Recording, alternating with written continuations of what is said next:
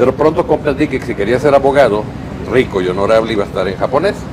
Y decidí que quería ser empresario. Hola, buenas tardes, ¿cómo están? Otra vez aquí, nuevo año. Como les dije, vamos a empezar a entrevistar estrellas, a jugadores valiosos en cada ámbito. Todos tenemos un ámbito en el que tenemos talento, y ese talento pues hay que explotarlo. Y me da muchísimo gusto presentarles a Manuel Vallardo, especialista en ventas.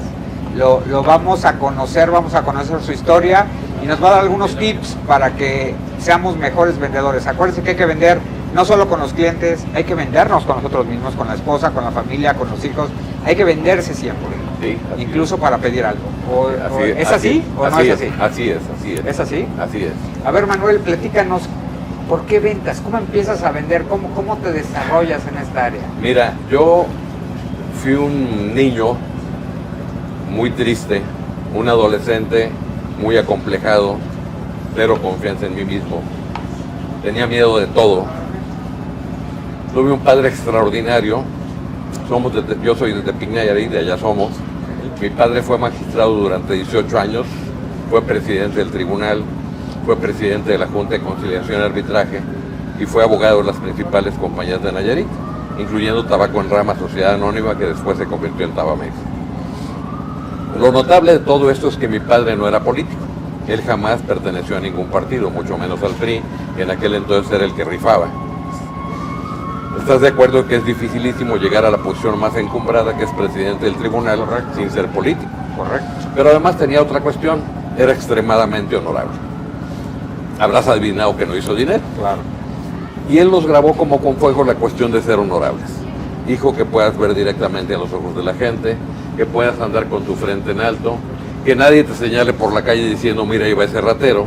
Entonces yo muy pronto comprendí, yo estudié la carrera de abogado por la admiración que tenía mi padre, pero pronto comprendí que si quería ser abogado, rico y honorable, iba a estar en japonés. Y decidí que quería ser empresario. Okay. Pero qué fácil, ¿no? Imagínate, no tenía el capital, ni la experiencia, ni los contactos, ni el dinero, tampoco nada, ¿sí? Entonces, hay algo que me salvó a mí. Tenía hambre de triunfar y hambre de aprender. Y empecé la búsqueda. Empecé a tomar todo tipo de seminarios que encontraba. Los de Dianética, que ahora se llama Cienciología, Control Mental, los Cristóforos, Relaciones Humanas, Liderazgo, todo lo que te puedas imaginar. ¿Cuál era el objetivo? El objetivo era adquirir confianza en mí mismo y convertirme en un empresario. Ese era el objetivo. Y la verdad es que hay mucho charlatán. La mayoría no funcionan. ¿Por qué? La disciplina no es popular. Y el que te vende lo fácil y lo rápido, correcto, es un charlatán. Porque no es cierto que la vida sea fácil y rápida. Correcto. Todos serían millonarios, ¿estás de acuerdo? Totalmente. Todos serían exitosos, todos serían famosos. Excelente enseñanza de su padre. Exactamente. Al final del día. Exactamente. Fue magistrado y llegó a eso. Exactamente. Siendo un técnico, era demasiado ordenado, exactamente, demasiado estudioso, sí, y demasiado correcto. Y fíjate, en esa búsqueda, en uno de tantos seminarios, en uno de tantos cursos, me recomendaron un libro que nada más por eso valió la pena. Todo lo demás era paja, pero ese libro literalmente cambió mi vida. Ese libro se llama Piense y hágase rico, de Napoleón Hill. Describe H-I-L-L. En ese libro decía que todo lo que yo quisiera, primero tenía que convertirlo en un deseo ardiente. Y que para eso tenía que ponerlo por todos lados, escrito en la puerta del refrigerador, en el espejo del baño, por todos lados poner lo que yo quería lograr. A mí siempre me han gustado mucho los automóviles. Yo tapicé mi recámara de puros automóviles de lujo y puse en una cartulina de las medias de mi mamá, en una esquinita puse 15,000 pesos mensuales, en otra 25,000, en otra 50,000, en otra 100,000 y en medio con grandes números 250,000 pesos mensuales. Era una verdadera locura, porque mi padre como magistrado y como presidente del tribunal ganaba 3,000 pesos al mes. Hoy en día los magistrados ganan bien, en aquel entonces no. 340,000. 250,000 pesos. No, hoy ganan 340,000. Ah, imagínate, hoy ganan, sí, más que eso, bueno, no, ok. Más bonos. Más bonos, más, sí. Sí, eso es la verdad. Olvídate, ganan un dineral, pero en aquel entonces eran muy mal pagados. Entonces resulta que ahí decía una cuestión que a mí me dio confianza. Decía, no te preocupes por hacer un plan, porque si tú supieras hacer un plan seguramente ya tendrías ese dinero. Pero no te preocupes porque un día se va a presentar la oportunidad y tú la vas a reconocer. Y esa oportunidad se presentó cuando yo iba a cumplir 23 años. Me faltaban 2 meses para cumplir 23 años. Y llegó a través de un hombre extraordinario, el señor Glenn W. Turner, un fuera de serie. El señor, a la edad de 37 años, ya tenía una fortuna personal de más de $600 millones. Y estoy hablando de 1972, equivalen como a 12,000 millones actuales. Lo más notable es que el señor Turner venía de una familia en extrema miseria. Eran 9 hijos, más el papá y la mamá. Eran sembradores de tabaco en Carolina del Sur. Ni siquiera eran dueños de su parcela. Ganaban $500 al año. Entre tantísima gente, pues era una miseria. Claro. Además, el señor no terminó la primaria porque tuvo la desventaja de nacer con un labio leporino y paladar perforado. Tenía 27 operaciones en el labio superior. Todavía hablaba gangoso y no obstante ser gangoso era uno de los mejores oradores en el mundo. Cuando yo conocí la oportunidad, él llegó a tener 189 compañías en 14 países del mundo y más de 1 millón de personas trabajando en su organización.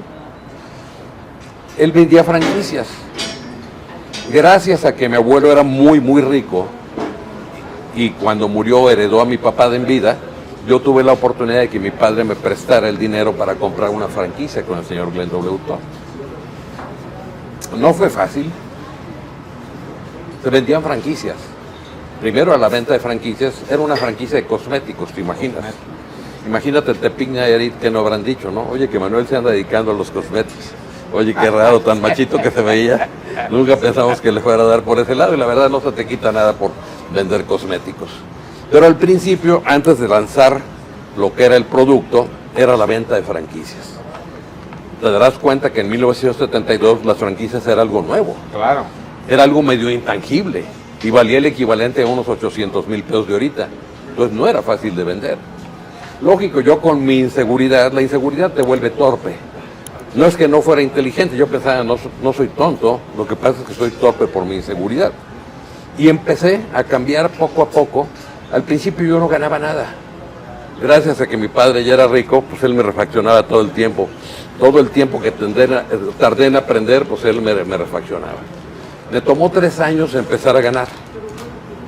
Y 5 años empezar a ganar mucho. Y no le pasaba, porque le pasa a todos los emprendedores que sus amigos dicen, Manuel, ¿a qué te metiste a eso? Consigo un empleo. No ganaban mucho más en ese momento. Deja de eso. Mi papá, mi padre, pues era un empleado, de alto rango, pero un empleado. Entonces mi padre me decía, hijo, tú eres muy inteligente, estás muy preparado, ¿por qué no te consigues un buen empleo? Yo le decía, papá, yo nunca voy a ser empleado, yo nací para ser empresario, pero estás batallando mucho, mira, yo estoy muy bien relacionado, yo te puedo conseguir un buen empleo. Papá, nunca voy a ser empleado. Si una cualidad tuve es ser perseverante, nunca me rendí. Entonces, ¿qué pasó? Después de 5 años, mi organización era la número 1 a nivel nacional en venta de cosméticos. Yo tenía 9 clínicas de estética y estaba ganando entre 450,000 y 500,000 pesos de aquel entonces. Pasamos los 250. Pasamos el doble de los 250. Sí, y estamos hablando de 1977. ¿Cómo se da el paso de batallar y medio tener para sobrevivir? ¿Cuál fue el clic para empezar el crecimiento? Mira, ¿qué hizo bien? ¿Qué hizo bien la organización? Porque no solo Manuel, digo, ¿sí? Hay gente que lo ayuda. O sea, ¿qué hizo bien la organización? Así es. Mira, en las empresas de Glenn Turner, los gringos nos entrenaban todos los días, en la mañana y en la noche, incluyendo los domingos. ¿Entrenar en conocer el producto y en vender? Entrenar en ventas, entrenar en mentalidad, porque mira, lo primero que necesita una persona, todo el mundo quisiera encontrar un curso que lo tomas. ¿Sí? Es imposible que una persona que tiene 25, 30, 40, 50 años, en 2 días le puedas cambiar su mente. Él trae programas que han sido grabados repetitivamente durante muchísimos años y muchos en forma traumática y la mayoría son negativos, de inseguridad, de desconfianza, de duda, y por eso no podemos avanzar. Entonces yo les digo, ¿por qué son entre 3 y 5 años? Porque 3 años tardas en cambiar tu mente. Albert Einstein lo dijo muy claramente. Tú no puedes solucionar un problema con la misma mente que lo creaste. Tienes que cambiar tu mente. Entonces finalmente, cambiar la mente cuesta trabajo y toma tiempo. Y se requiere mucha repetición. Así como te han repetido todo el tiempo lo malo, mucha repetición de lo que es correcto.